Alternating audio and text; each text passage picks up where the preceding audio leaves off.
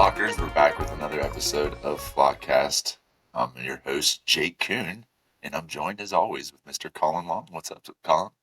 Hey, Jake. Good morning. Good to see you again. It was just funny. We were just when you dialed in, I was cranking the lightning from the Cap show, and I've just been like on. I love how they put those on YouTube because not only am I, you get to listen to it, but you also get to watch it. And I was reliving it, so I went through. We'll talk about it, but yeah, that's what my days have been consisting of, and also recovering from Wook flu. I think me and a few people, the more people than I thought got it. So, I guess we were all licking each other's faces too much at the show, and but I'm feeling better now. But man, I had a rough 2 days there. That was fun. It's always fun to bring home that souvenir. Yeah, you kind of hear it in your nasals that you got that Wook flu. I mean, Yeah, it's not hard to get, especially if you're traveling, partying, not right. necessarily keeping up on the vitamins. Well, I'm up on the vitamins. That on my supplements. I got all that stuff going on. True, but you're high fiving, shaking hands, hugging, and kissing everybody. Like it's just the love was in the air there. That's for sure. But it was funny because I was watching the Fish live stream last night, and Trey sounds like I sound right now, and I'm like Trey is also recovering from Wook flu. You could see Yeah, I it. saw a couple videos. Yeah, they had a couple I of could weird tell it clubs. seemed like they were a little bit, yeah, Yeah, yeah, yeah. like they're a little bit more reserved or whatever. Yeah, exactly. No, they had a couple of flubs I thought was funny, but to me it was like Trey just seemed tired, like he's recovering from being sick, and he sounds like that. That was just my theory on last night. Great show though. Always happy to watch a live stream for Fish, and that's what I'm excited about New Year's actually is because the time difference between Colorado and the East Coast, I can kind of do double ball drop. So there's that, which is cool, So we're just gonna stay home on New Year's Eve and just stream for the night for those. What do you got? Any plans for New Year's? I work until 10 p.m. on New Year's Eve, so the time change is going to be great for me. I'll be able to uh, actually go to Acoustic Hookah. They're playing at Woodlands Tavern, Oh, cool. so I'll be able to go there for a little bit, and then I'll end up coming home and watch the Pigeon stream most likely with my headphones on because Boulder will be asleep. So I don't know. That's the plan so far. It's up in the air. Silent disco at home on New Year's Eve. Love Yeah. that. I mean, look for us. We're just finish the live stream with Fish. Boom, pop over to Pigeons and just stay up all night. Like go late night, have some fun. We're really looking forward to it. Yeah, and I'm super FOMO too. The Magic Beans. It's going to be a crazy New Year's, and I'm definitely, yeah, wishing I sent it, but Baltimore was calling, and I had to pick one. So here we are. Yeah, logistically it's just hard to do for this one. It's a 15-hour drive. It's a 6-hour flight, I think, something like that. It's the Flights middle were of the week. they were expensive. I mean, that was the whole thing. Like, it would have been almost $1,500 in flights, and I was like, oh, that alone is unmanageable. So yeah, but this is why we got this. See, lots. That is why we got the Nest. And the good thing about the Nest is that there's so like when they were streaming at the Cap, they had the multi-shot video that the Cap has. I think in house, right? I think they have all that ability for anyone that plays at the Cap. That Jenny Hey, has joined the chat. Hi. Hello. What's what's up, Jenny? Are you at work right I'm, now? I am, yeah. Oh, okay. Work Yeah. Flockcast I at love it. first. Yeah. My first podcast I also filmed during work. I just Oh, went out to my car. okay. But now I'm the boss. So I was like, I'll stay in my office. And he's the boss. I love that. I Jenny have a from the flock. work decoration also. So So we're pigeoning at work. Oh, nice. All right. Well, we have Jenny on today because obviously she was at the Cap, the most recent shows with Mr. Colin Long. And Jenny, I believe, was VIP for one night or both nights. Kind of half and half. I had Okay. been running really late because of traffic the first night, so I got my objects for VIP the first night, but then did the meet and greet the second night. It was like split in half. Oh, that's cool. Yeah. Dang, traffic on the East Coast is, can definitely throw a wrench on things. I know that. Yeah, the You're, cap was great, but that was a horrible drive to the cap. yeah, there's not much parking around there either if you're driving a car. Just a train station. Yeah. Hmm. Yeah. Yeah. But I gotta say, we've been kind of just catching up about some other stuff, Jenny. But we haven't talked about the Cap yet. But I want to say, shout out to the Cap that they're doing it so right there right now from start to finish. They have a band that goes on before the opener goes, and then when you're leaving, they have a band going as well, which brings people in. So instead of standing outside in line in the cold, you're inside, you're at the bar, you're spending money, you're watching a show. Just everything there was so smooth start to finish. Like I was like, these guys are really adding that extra band on both days. Both start and finish. It was just a really really cool extra vibe. So it was cool to go back to the Cap and see it run like that. But I had just an absolute crazy good time, and I was really appreciative of how the Cap was operating. So just wanted to get that out there. Yeah, that was cool. I didn't know that they were gonna do a before and after little extra music stuff. So it was like a cool surprise to like be running late, walk in and be like, oh, stuff's happening. Okay, cool. Yeah. And then you're not like bullied out of the venue by security because they're just like, go to the lobby. There's stuff there too. And you're like, okay, cool. Well, that because we got there at 7 o'clock on the Friday show, and we were like, all right, we're really early. So we thought, all right, we're gonna be standing outside, or we didn't realize we'll not just go in. We're sure they have like the main area blocked off for the meet and greet and VIP, and that fine. But they have full Garcias open, and I'm like, that's way better than kind of finding a local bar to go to, or finding a random spot to meet up. Like it just makes it easy. Man, they benefit from it. It's a smart business move on their behalf too. So, yeah, I'm buzzing off of these shows. I mean, the set lists I thought were just out of control. The band was playing so tight. Jenny, what was kind of your take of the overall weekend? I thought it was a really great, like, well, great 2 night run as always. But I thought they did a really good job at mixing in some of those like super classic, heard them 45 to 100 time songs and some of the brand new stuff or some of the older stuff and some of the like, you know, it was like a good mix. It felt like I had a lot of people around me, behind me and stuff that were either from the area but not big Pigeons people or people that traveled for Pigeons and have seen them a ton of times. And it seemed like, especially night one, seemed to be a good pleasing everybody in the crowd night. Oh, definitely. Yeah, Oh, go I ahead, would Jake. say I would say the first night, in my opinion, was the stronger of the set list, just for my personal uh, preference of a Pigeons concert. It Yeah. was little bit more uh, dancier, not so much cookie cutter. A little, we got Twitch and uh, what And wireless. Yeah.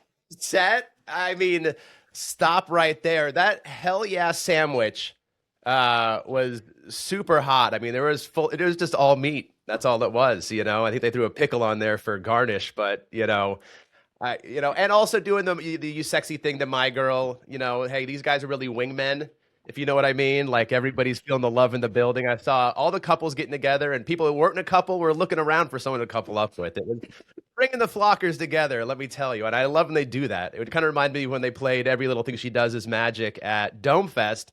Of course, all the couples, boom, right away, they're on each other. And I'm like, that's magic. I love that. It is some magic. And they opened with the town. I think they did that a little bit. It seems like recently that they Yeah, opened. Richmond Okay. Let also. me say, I put a note here even. I want to say that I've been mixed on the town of placement. I think it might be my favorite opener at this point, hands down. Right when they just like, pew, pop into the dance section, it's like, all right, we're off and running. It's the show's going. Like they get to it pretty quick. They get really funky. And then into like the Monster Henrietta into the Twitch. I mean, it was just like just bang, bang, bang. They were just shooting from the hip there. It was crazy. And even the jam on Beneath the Surface, they took it all the way and some extra. That was super fun. Way to close the first set with just that big Beneath the Surface. Well, Yeah. wireless. Go ahead, Jenny. I'm sorry. No, you're good. I was just gonna say, I feel like on that first night they sandwiched the classic songs really well too. So it's like Town Henrietta, big hits, Something for You, sandwiched by that Hell Yeah through wireless Hell Yeah cover, and it's just like cool, Something for You, fun, and it's just like oh my god. And then you didn't like the second set kind of this similar thing with Ocean Flows, and it's like cool, Ocean Flows, and then you're just like sandwiched between a bunch of really exciting type stuff. Yeah. Yeah, And because that Ocean Flows was I think my favorite thing of the whole weekend. That might have been absolutely for me personally anyway. That's just where I went. The walking on the moon and then going right back into the dance. I mean, Manny just like drops you right into the madness again so quick when they get back in that hype dance section at the end of Walking on the Moon. Just never not a foot off the brake there for a second. and during that wireless, when I was listening to it, I mean, it's a different monster when you're listening to it at home instead of at the concert itself. So you kind of pick up on little things that you're hearing. And during wireless, I actually texted Jack and I was like, "Eyes." I heard "Eyes of the World" in it. And like if you go back and listen to it, there's just like it seems like there's just a little tease. And at the cap, there's always a possibility to play some Grateful Dead there because it's like Phil Lesh's pretty much home. That road right out in front of the cap is called like Phil Lesh Lane or something like that, and then you got Garcia. So it's always like there's always a potential for a little bit of a tease or some type of you know Grateful Dead song. They played "The Size of the Squirrel," Eyes cover that one time when they were at the cab. So I just was like, I wanted to hear it, I guess, but I definitely heard it during that wireless. That's fair. I feel like I have, it's full disclosure, I have a very limited Grateful Dead knowledge. Um, and Eyes of the World is one of the songs that I can recognize immediately. And I feel like, I don't know if my brain was in the same place yours was, but during Wireless, I also don't think I know Wireless as well as I thought I did. Because I kept thinking, like, is this Wireless? Are we going into a cover that I don't know? Are we going to a Grateful Dead cover? And then I was like, oh no, this is Wireless. Like, we are really having Wireless bust out right now. Mhm. But I did have moments where I was like, is this a Grateful Dead cover that I don't know? Because it very well could have been. Like, I could be well into a song and not realize it's a Grateful Dead cover. Um, but I also felt like Wireless was going places. It definitely was. It Yeah. definitely grew some legs on that one. That's for sure. But I mean, the that whole No set leash. the whole set had legs. I mean, everything about it was all it was all leg. I mean, at the end of the day, and they didn't stop. I mean, obviously, a pop off opener is giving the people what they want. Starting a second set. yeah, I just noticed recently that Pop Off for me, anyways, has lost its like luster of like this rock star song for them. You know what I mean? It's just like that the performance that like Greg and Jeremy do sometimes is like top notch. But I missed this one. I think I was getting off work at that time, so I missed that. And then So it's funny that you like, say songs that have like lost their luster because pop off. I would agree. This one brought me back. Recently it was Belting Lights. I've seen it a lot. That boom, they played one, brought me back. There's been a few times where there's songs that I've just I've seen it so many times, but then there's this they play a version that just drags me right back in. And I'll say this pop off was, and then into the right track, which I thought was like just kind of the chillest part of the set, but great jam. Really becoming a bigger fan of right track every time I hear it. Yeah, I like the right track song world. It's like in my head, I kind of group some of the like Right Track, like Feeling Fine, Fall in Place. Like those almost feel like they should have all been on the same album to me. But then they would have been too similar. But I feel like that's the like the bouncy song where you're just like do do do do do do like in the middle of intense dancing and stuff like that. So I'm always a good Right Track supporter. Yeah. You can Uh, miss me on the right track. you're on the I'm right okay. track train yet. It's Too okay. bouncy. Yeah. No, It's a not nice, for like a me. warm blanket. It just kind of feels like you took like a towel out of the dryer and put it on. It's just comfortable like that. That's how I describe that song anyway. But yeah, I know I already talked about the ocean flows, but I mean this one goes as hard as an ocean flows goes. Say that three times fast. Yes. Uh, um, yeah, I was listening to it again this morning twice. Yeah, and watching it again, like I said, Manny on the lights, gee, many crickets. That guy was just bringing it, bringing that disco room spinning. Like they went from the kind of the calm, reggae flow of the Walking on the Moon, and then just back up to 10. And Manny just brought you there with it too. So that was super fun to watch. I was back like Jeremy's side towards the back, kind of that area, nice open space.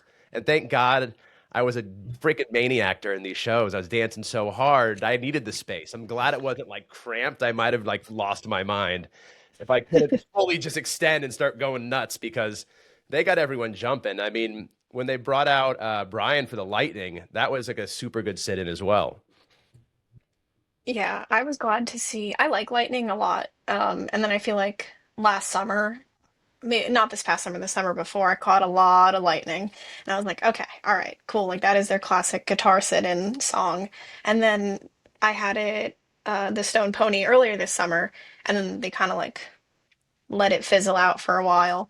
And then I was happy to have it back and have such a good sit-in with it. I was like, all right, we're back. It was that like, it didn't lose its thing for me, but I was ready for a lightning break and then come back with a strong guitar sit in. So it was cool. I was excited to have a lightning again. Yeah, so was I. I think one of the things going back just to even, Spafford opening up, what I love to see is when the house is almost full when the starter is going on. I mean, people showed up for Spafford. It was a really great set. I was, glad I got to catch it. And then bringing them out for the sit-in as well. But here's where the night got weird for me. So High Wire comes on, and I don't recognize the song immediately. So I'm like confused what's going on. And like it's late in the night, so my thought process is a little, foggy.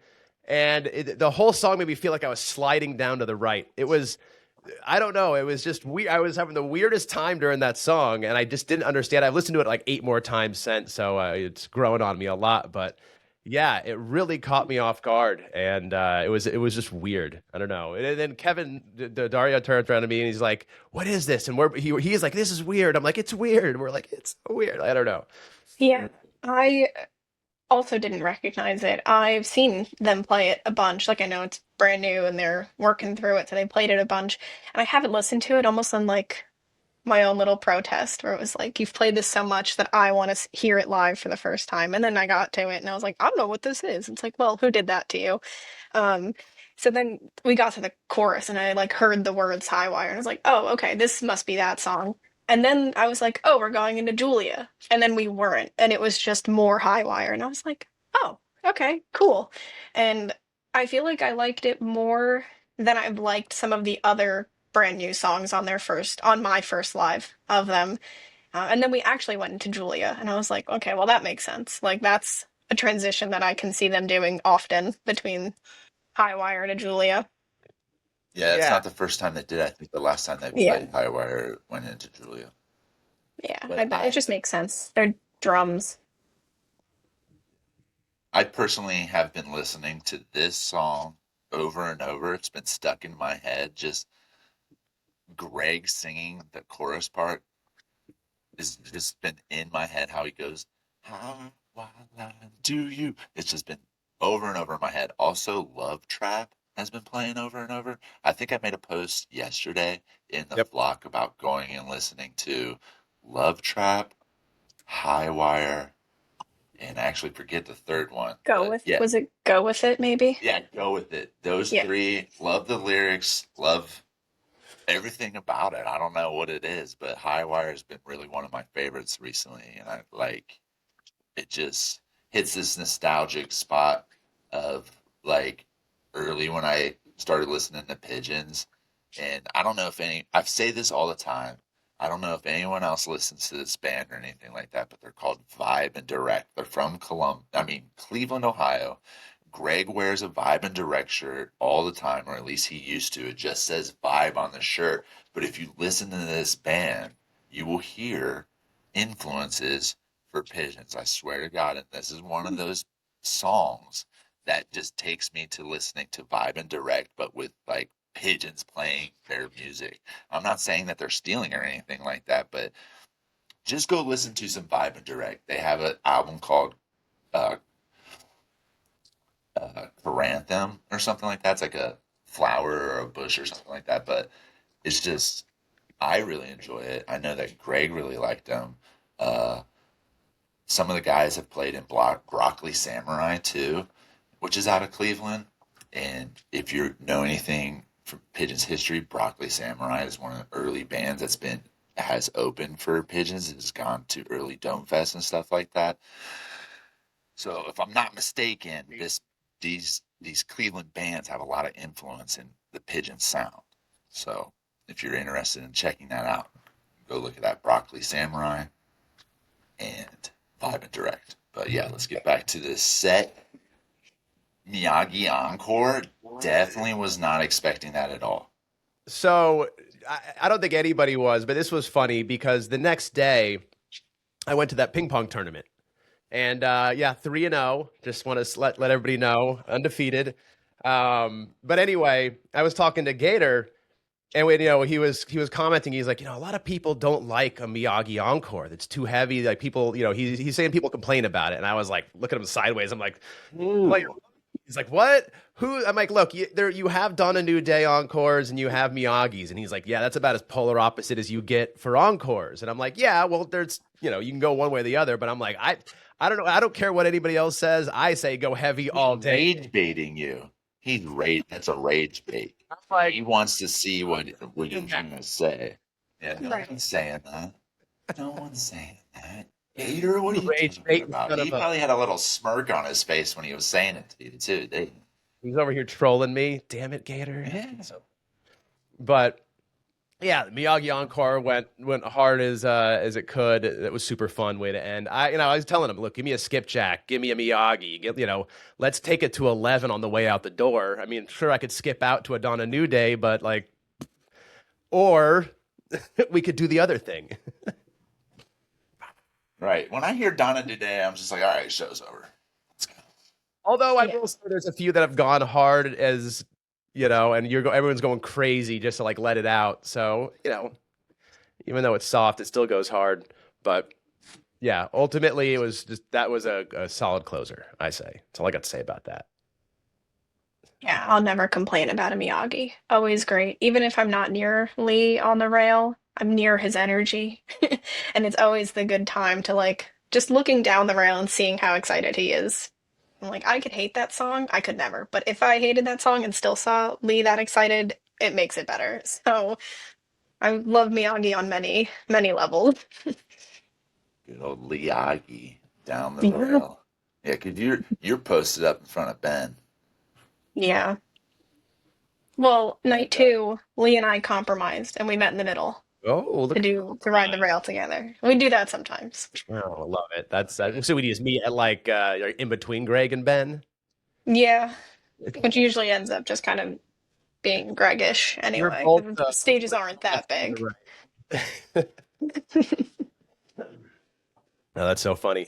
But going back to the next day, or going forward to the next day, so I'm surprised you could make the ping pong tournament. I figured you'd be there.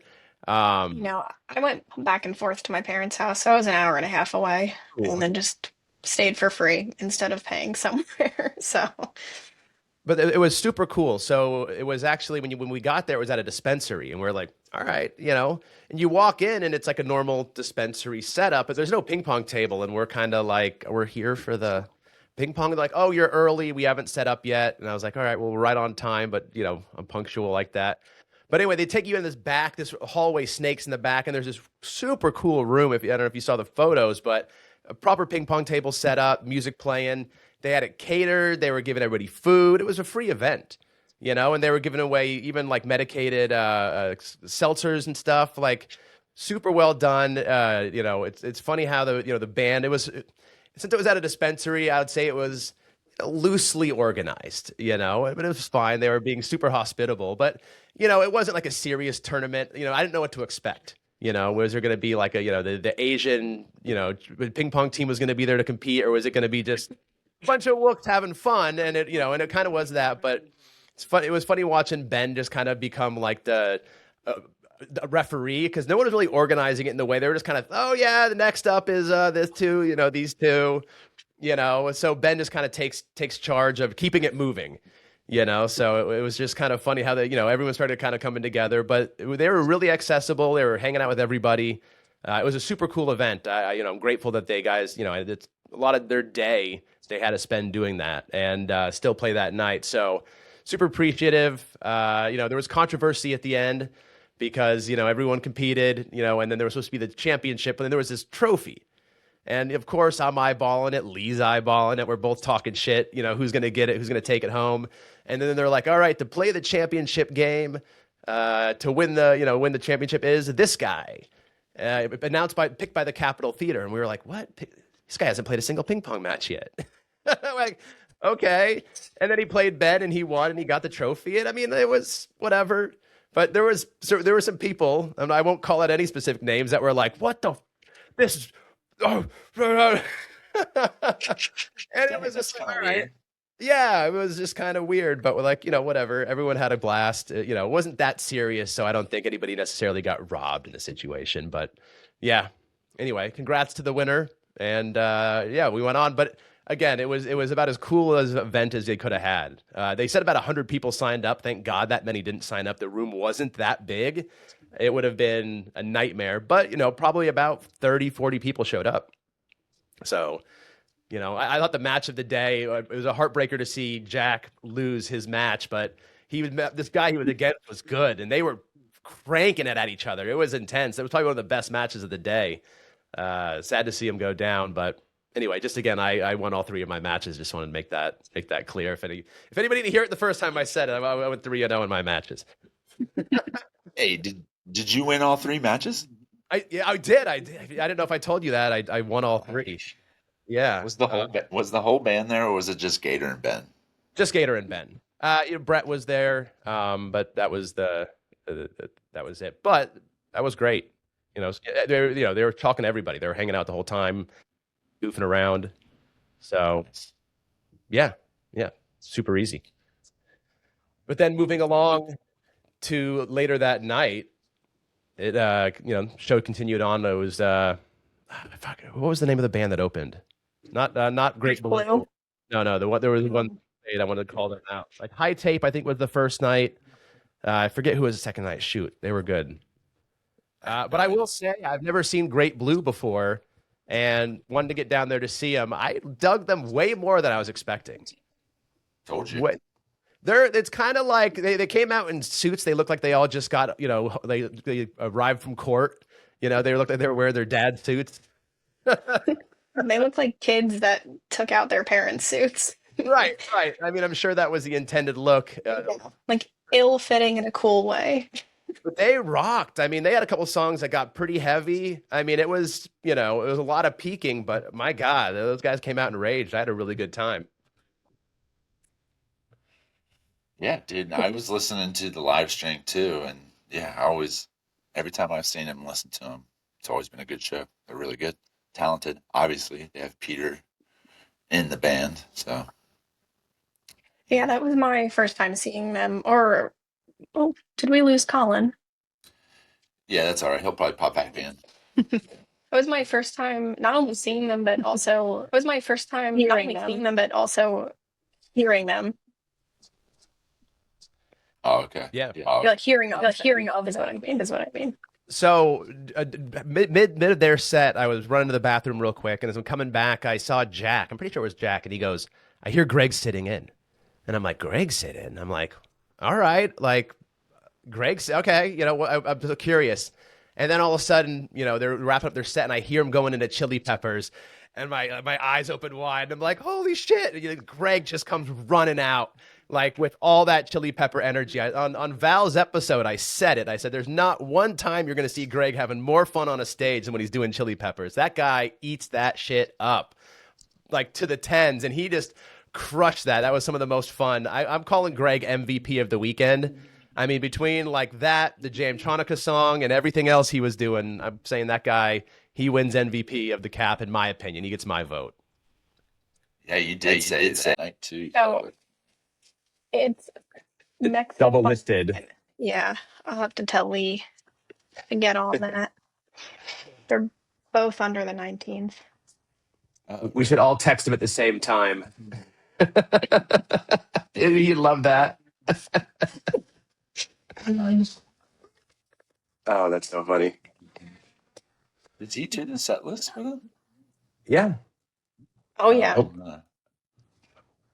live. Yeah. At night during the show usually.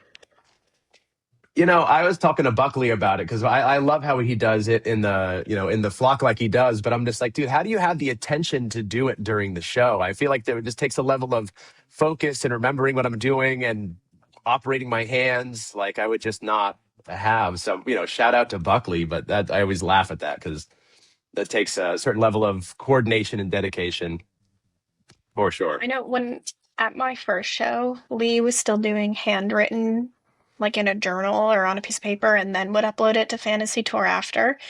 And I remember seeing that at my first show, and I was like, what the hell is that guy doing? Like, he just knows all of these songs well enough to do that. And like, here we are down the line. I was just like so amazed by the idea of knowing a band that well at the time. Yeah, it's a pretty wild concept. But I even asked Buckley, I'm like, what do you do if you don't know what song it is? Like, how do you operate? And he's like, I just ask somebody. And I'm like, oh, all right, that's a good answer. Yeah. It's like it's probably the most logical way to do it. All right, that makes sense. yeah. He's asked me a few times.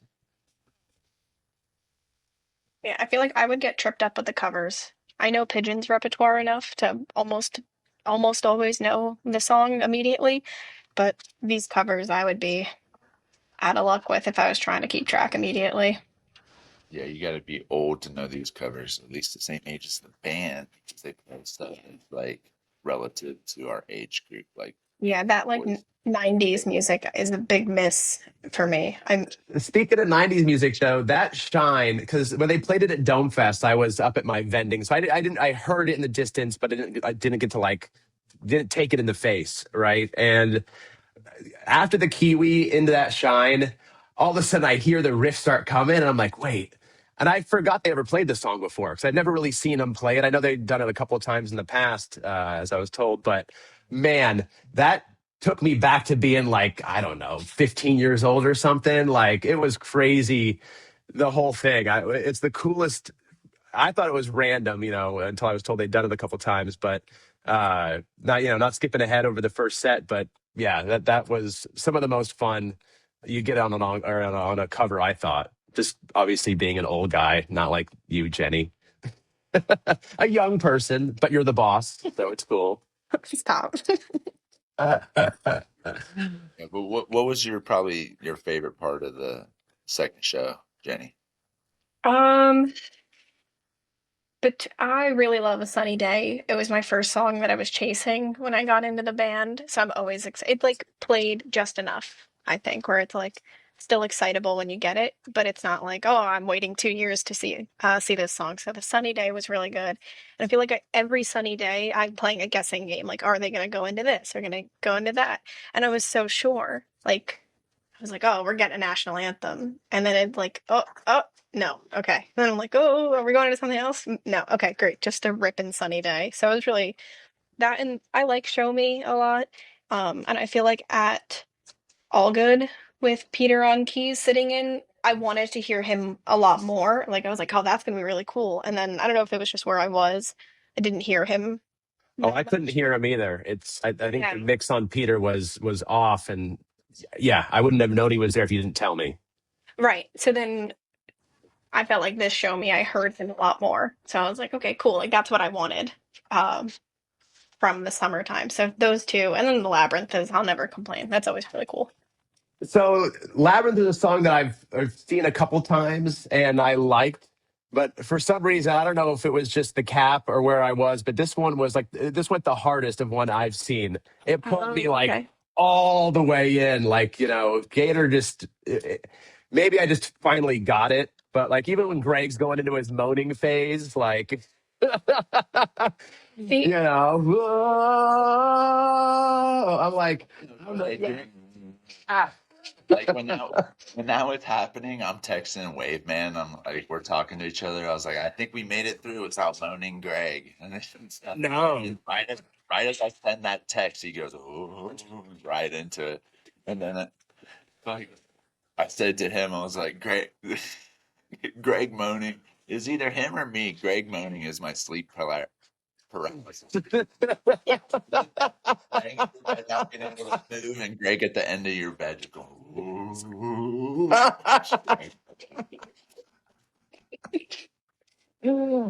That's on point. He doesn't need to do just let Gator play through it or whatever, just a little bit, not so much that you're doing. No, I'm all in on the moan now. It's all there for me, start to finish. It's just such a crazy the build, the hand. I mean, yeah, I mean that. I think the sound was really dialed in perfectly. And Ben was turned up. I mean, the bass, and especially on the hand pan, it's got its own kind of bass to it. And then he's, I kind of noticing how he's hitting more of the drums as he's building off of it, and he's just going crazy on that thing. But yeah, I'm 100% in on Labyrinth at this Yeah. point, all the I like way. the Labyrinth, but I feel like nothing compares to the first one in Connecticut last December. It was so unexpected, I think, that it started and I was like, what the hell is going on? And then it just like built. And I literally felt like I was having a religious experience. I was like, what is happening right now? And you're right. Like at that point too, it was like, okay, Greg's doing that. And it's like, am I in a yoga studio or like what is happening? And then they just like all you hear is like bum, bum, bum, bum, bum, and you're like, I was just literally in a fever dream and now I'm like Back back at into it. my real stuff. Yeah. And I feel like that energy, I mean, again, like I just said, no complaints. I love Labyrinth, really cool. But I'm like chasing that excitement from the first one where I had no clue what was going on. And I feel like I just can't hit it again. That first one was peak. I'll have to go back They and also listen to This that was, one.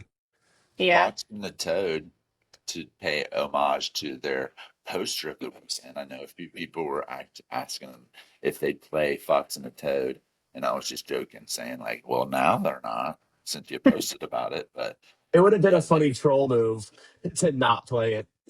yeah, but they were destined to play it. Nathaniel Diaz does mostly all their posters for the Cap shows, I think. If you're not familiar with Nathaniel Diaz, he's a really good artist. Go check out a few of his posters.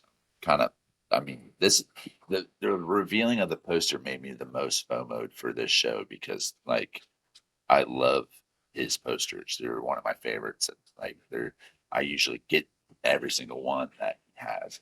My first poster that I ever got is actually a Nathaniel Diaz stick figure poster when stick figure opened for Humphreys at Red Rocks, I think, in like 2015. So Nice. I love Yeah. Yeah, those. I had to fight to not buy it because I don't want to just have it sit in my folio. I have so many posters. I have literally 3 frames against the wall right here that I'm like, where do I put them? Like on the ceiling. I got to start sticking them to the ceiling. I guess I just need more Yeah. walls or less posters. But that was definitely a cool one. But we've been dancing all around it.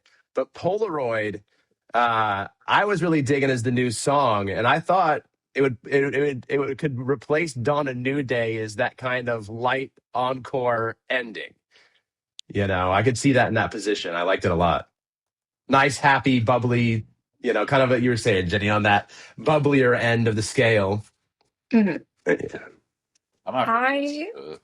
yeah, I feel like it evidently wasn't very memorable for me because I don't really remember You should have at taken a all. Polaroid then, I Mm, guess, or something.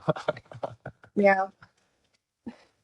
I was just looking at it after Shine and I was like, was that another cover or like what was that? And I'm like, I owe it a re-listen.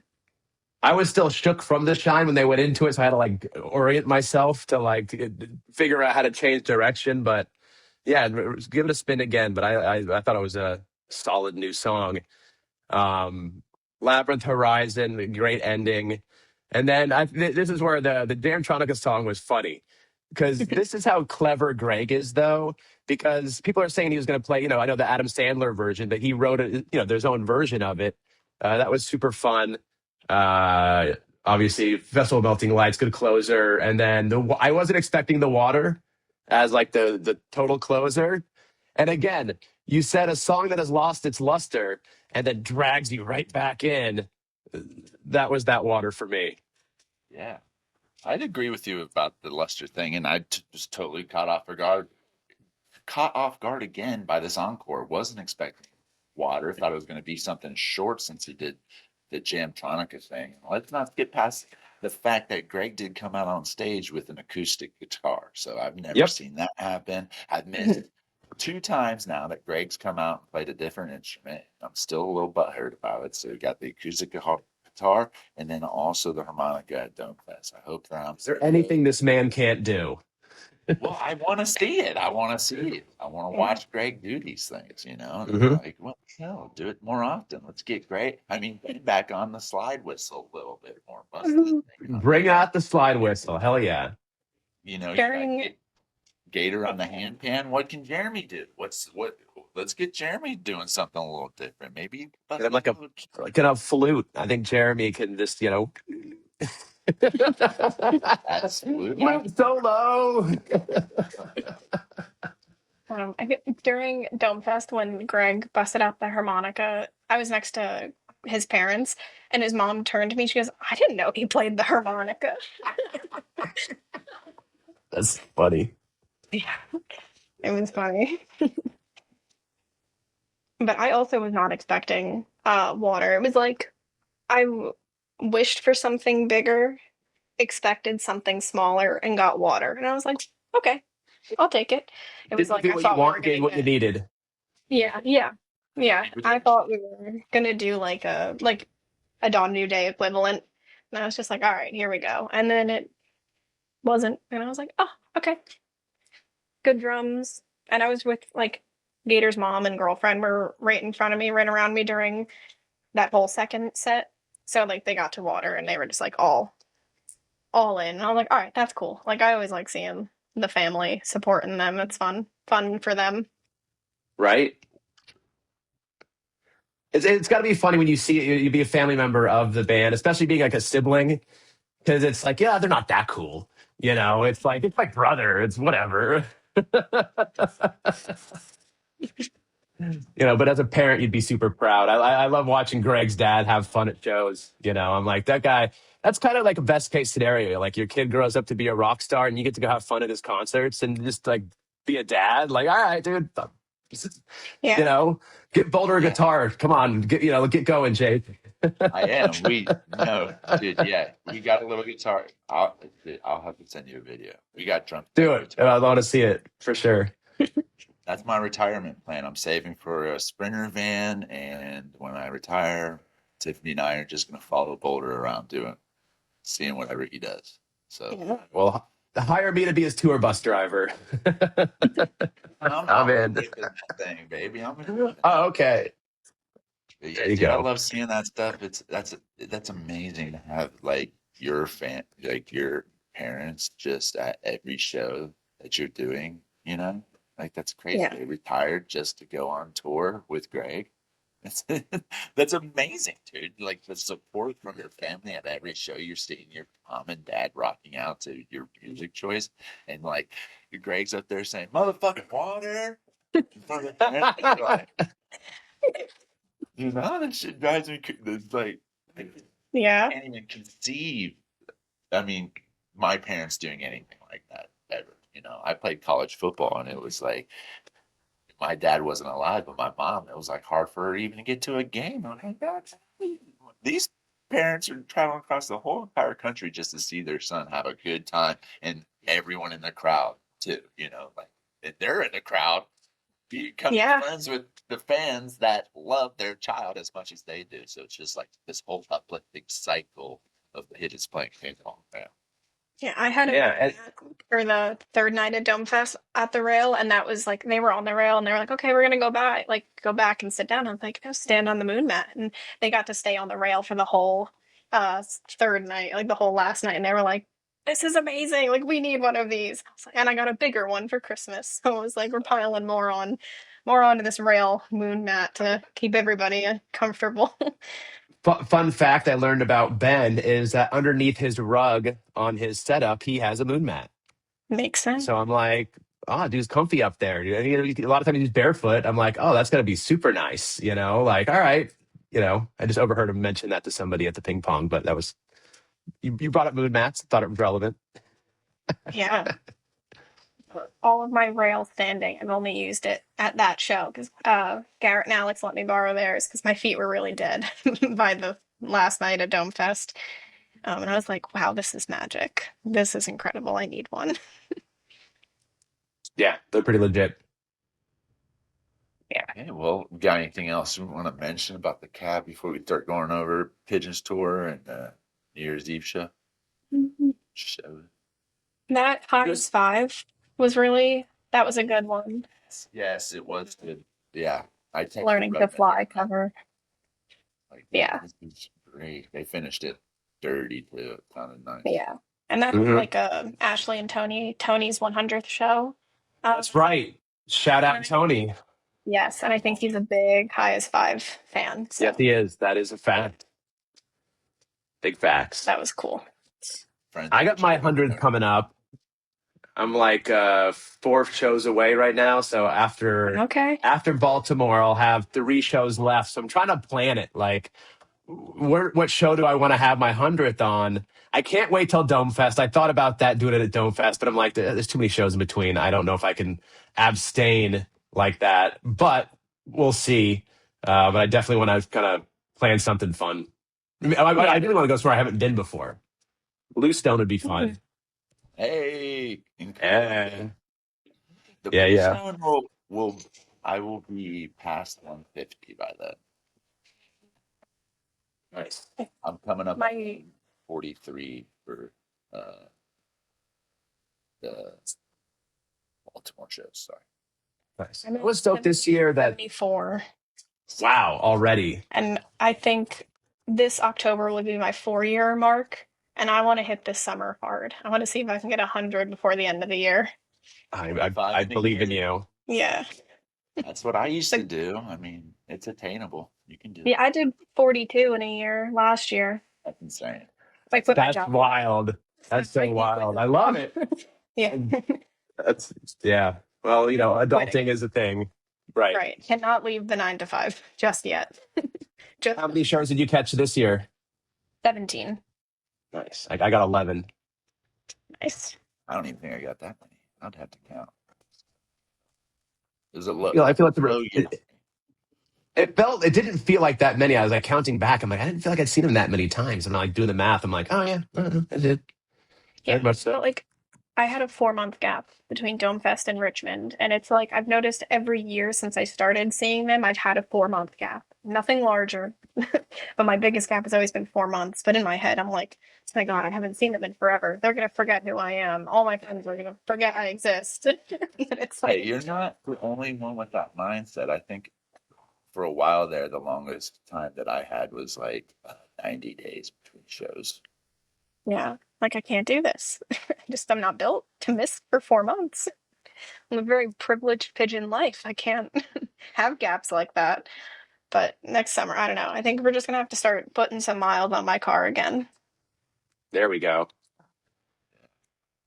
Let's go through these tour dates. So tomorrow, they got their first show in Denver with the Magic Beans at the Ogden Theater. And also, you're not flying out? Yeah, I'm flying out tomorrow morning.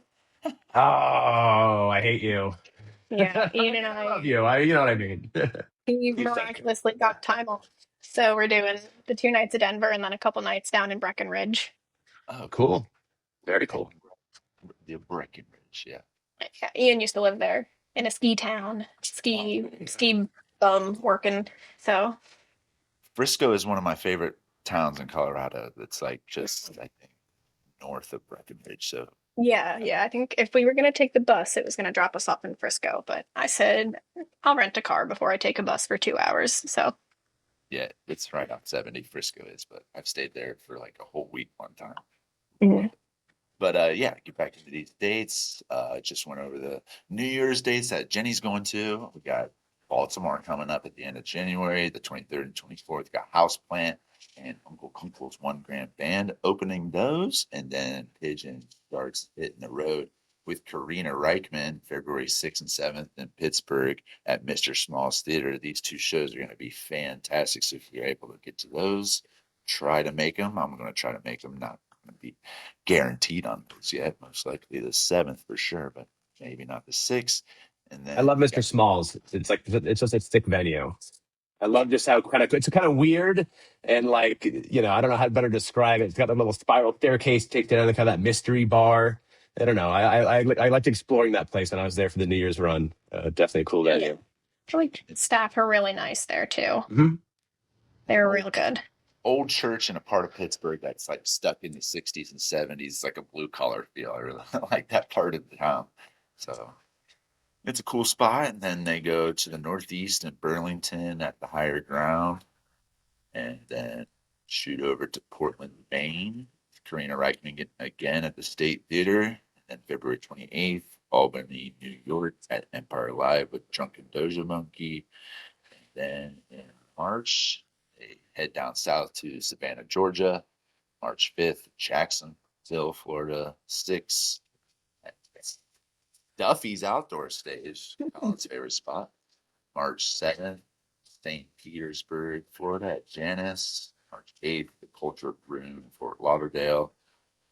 March 10th in Birmingham, Alabama at Workplay Theater. And then they start to head north through Nashville at the Basement East, the Vogue in Indianapolis on the 12th, St. Andrews Hall in Michigan on the 13th, and end their little Midwest Rust Belt tour at the Coup Stone in Columbus, my hometown, March 14th.